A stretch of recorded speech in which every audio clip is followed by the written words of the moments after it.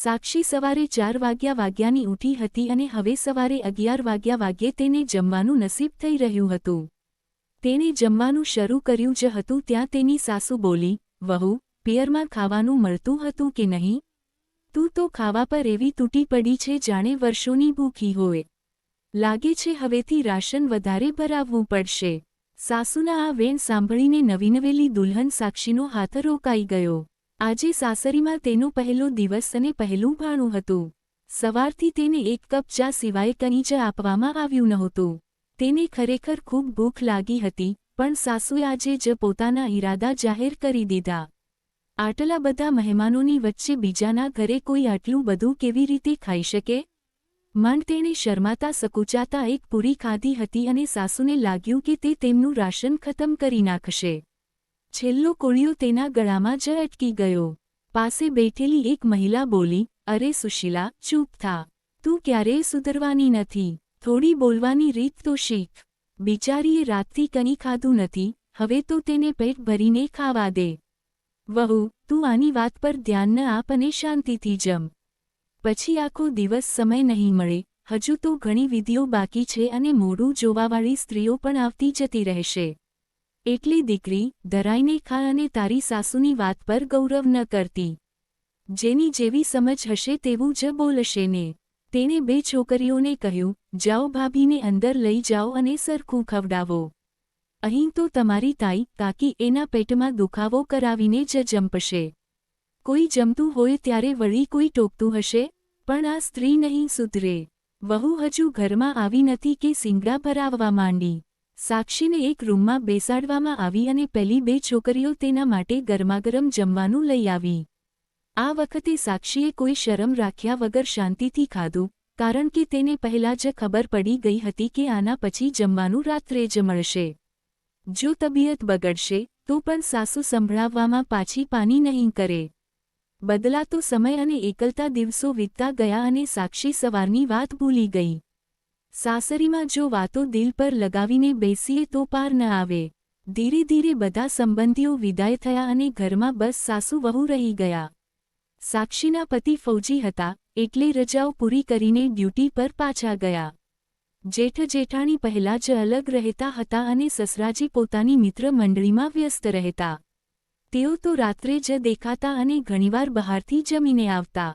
જેઠાણી દિવસમાં એક આંટો મારી જતી, જેનાથી સાક્ષીની એકલતા થોડી ઓછી થતી. સાસુ સાથે વાત કરવાનું સાક્ષીનું મન ન થતું અને સાસુ પાસે પણ ફુરસદ નહોતી. તે આખો દિવસ ટીવી સામે જ બેસી રહેતી. સાક્ષી ઘરનું કામ પતાવીને નવરી પડતી ત્યારે કંટાળીને થોડીવાર આડી પડતી. એક બપોરે સાસુ સાક્ષીના રૂમમાં આવ્યા અને તેને સૂતેલી જોઈને બોલ્યા, વહુ, પિયરમાં જાગરણ કરતી હતી કે શું? અહીં તો દિવસ રાત ઊંઘ જ પૂરી નથી થતી. જો તો ખરી, કુંભકર્ણની ઓલાદ દિવસમાં પણ ચાદર તાણીને સૂતી છે. સાક્ષી આજે ચૂપ ન રહી. તેણે સમજી લીધું હતું કે જો સાંભળતી રહેશે તો સાસુ સંભળાવતા જ રહેશે. તે બોલી, હા સાચું કહ્યું તમે માજી, ઓછામાં ઓછું સૂવાથી શરીરને આરામ તો મળે છે. પણ અમુક લોકો દિવસ રાત ટીવી સામે બેસીને આંખો અને તબિયત તો બગાડે જ છે, સાથે વીજળીનું બિલ પણ વધારે છે. મારા પિયરિયાઓને શું ખબર હતી કે જે ટીવી તે પોતાની દીકરી માટે આપી રહ્યા છે, તેના પર સાસુ એવો કબજો જમાવી દેશે કે સામેથી હલશે પણ નહીં. નહીંતર એક ટીવી બીજું આપી દેત, કારણ કે તમને તો દહેજમાં ટીવી મળ્યું નહોતું, એટલે અત્યારે બધી કસર પૂરી કરી રહ્યા છો. સુશીલાજી બોલ્યા, અચ્છા, તારા મોઢામાં પણ જીભ છે? લાગે છે દેરાણી જેઠાણી વચ્ચે ખૂબ બને છે, એટલે જ તું એની ભાષા બોલવા લાગી છે. પણ કાન ખોલીને સાંભળી લે, આ સુશીલા ક્યારેય કોઈથી દબાઈ નથી. તારી જેઠાણીએ પણ બહુ જોર લગાવ્યું હતું, છેવટે તેણે અલગ થવું પડ્યું. અહીં મારા ઘરમાં તો મારું જ ચાલશે. તું પણ વિચારી લે, જીભ પર તાળું મારીને રહી શકે તો ઠીક, નહીંતર તારી વ્યવસ્થા બીજે ક્યાંક કરી લેજે. સાક્ષી હેરાન રહી ગઈ કે 1.5 મહિના પહેલાં આવેલી વહુને સાસુ અલગ થવાનું કહી રહ્યા છે. એનો મતલબ જેઠાણી સાચી હતી. આ સાસુ ખરેખર અટપટા છે.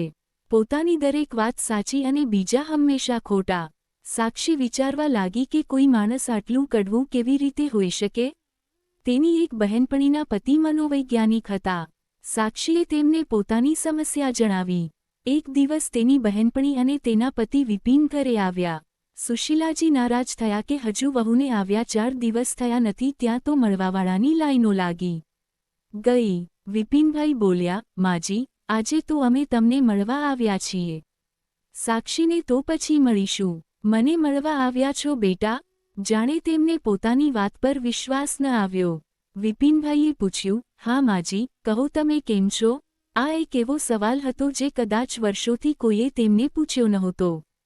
સાસુ નરમ અવાજે બોલ્યા, બેટા, વર્ષો પછી કોઈએ પૂછ્યું કે હું કેમ છું. ખબર નથી આનો શું જવાબ આપવો. તે જાણે યાદોમાં ખોવાઈ ગયા. એકમાં હતી જે આવું પૂછતી હતી, તેના પછી કોઈએ ક્યારેય નથી પૂછ્યું, સુશીલા, તું કેવી છે? ખુશ છે ને? સાક્ષી અને તેની બહેનપણી બહાર ગયા. 1 કલાક પછી જ્યારે વિપિનભાઈએ તેમને બોલાવ્યા, ત્યારે સાસુનો ચહેરો આંસુઓથી ભીંજાયેલો હતો. વર્ષોથી જમેલી દુઃખની બરફ પીગળવા લાગી હતી. પછી સાક્ષીને ખબર પડી કે સાસુની માં તેમના લગ્ન પહેલાં જ ગુજરી ગઈ હતી. ભાભીઓએ ક્યારેય પ્રેમ આપ્યો નહોતો. પિયરમાં પણ તેઓ એકલા પડી ગયા હતા. લગ્ન પછી સાસુ, સાક્ષીની વડસાસુ પણ ખૂબ કડક મળ્યા. પિયરમાં તિરસ્કાર અને સાસરીમાં મહેણા, આ બધું સહન કરતા કરતા તેમનું હૃદય કઠોર થઈ ગયું હતું. પતિ પણ હંમેશા પોતાની માનું જ સાંભળતા. ટીવી તેમના માટે મનોરંજન નહીં, પણ એકલતા દૂર કરવાનું સાધન હતું. સાક્ષીને તેમના માટે ખૂબ દુઃખ થયું. તે તરત જ સાસુ પાસે ગઈ, જે આજે ટીવી સામે નહીં પણ પોતાની જૂની પેટી પાસે બેસીને કંઈક શોધી રહ્યા હતા. સાક્ષીએ તેમના કરચલીવાળા હાથ પોતાના હાથમાં લીધા અને કહ્યું, માં, ચાલો સાથે મળીને સુશીલા ને શોધીએ જે વર્ષો પહેલાં આ પેટીમાં ક્યાંક છુપાઈ ગઈ હતી. આપણે તેને એ પ્રેમ આપીશું જેના તે હકદાર હતા. આ સાંભળીને સાસુની આંખોમાંથી આંસુ વહેવા લાગ્યા અને સાક્ષીએ તેમને ગળે લગાવી લીધા. આજે સાક્ષીનું દિલ પણ શાંતિ અને સુકૂનથી ભરાઈ ગયું હતું.